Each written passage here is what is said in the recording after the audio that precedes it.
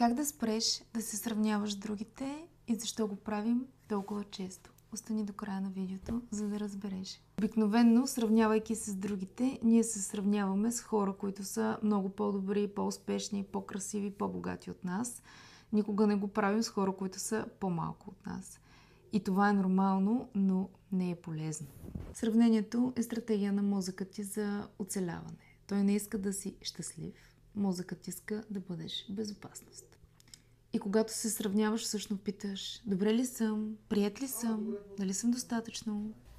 И тук проблема идва, че ти сравняваш вътрешния си свят с някаква чужда фасада.